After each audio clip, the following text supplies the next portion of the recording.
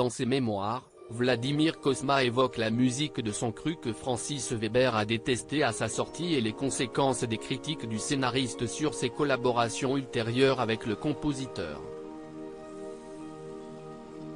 À 82 ans, Vladimir Cosma a publié, le 20 octobre dernier aux éditions Plomb, un livre autobiographique intitulé Mes mémoires, du rêve à reality.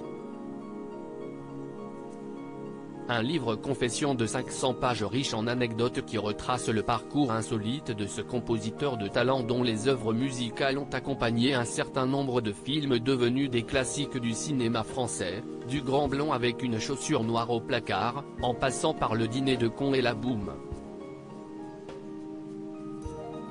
Vladimir Cosma a accepté de se confier, dans un entretien accordé à nos confrères de France Dimanche, et de revenir sur un certain nombre de ses anecdotes pour leur édition de ce vendredi.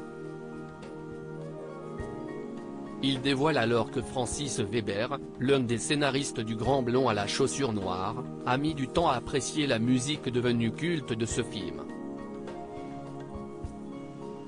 Je n'aille pas céder à la première du Grand Blond avec une chaussure noire. En 1972, Francis Weber, co-scénariste de cette comédie culte, assassine votre fameuse musique à la flûte de Pan. Rappellent nos confrères. L'occasion pour Vladimir Cosma de reprendre le contexte et d'en expliquer les aboutissants. Francis Weber tenait absolument, pour le personnage de François Perrin joué par Pierre Richard, ce violoniste distrait qu'on prend pour un redoutable espion, à un pastiche de la musique de James Bond, avec des cuivres et des cordes. Je défendais une idée opposée, avec de la flûte de Pan qui, selon moi, suggérait mieux l'agent secret venu du froid. Je n'aille pas céder. Yves Robert, l'un des rares metteurs en scène musiciens que j'ai rencontré, m'a soutenu. Aucune rancœur vous lui avez pardonné ?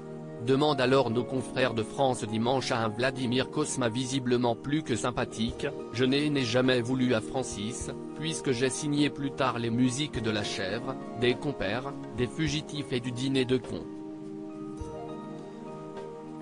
Autant de collaborations qui prouvent une absence de rancune de la part de l'un et une forme de mea culpa de la part de l'autre.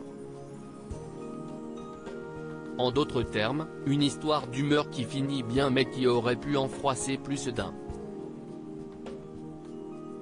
À lire aussi Le sentiment de commettre une profanation, ce film que Francis Weber regrette beaucoup.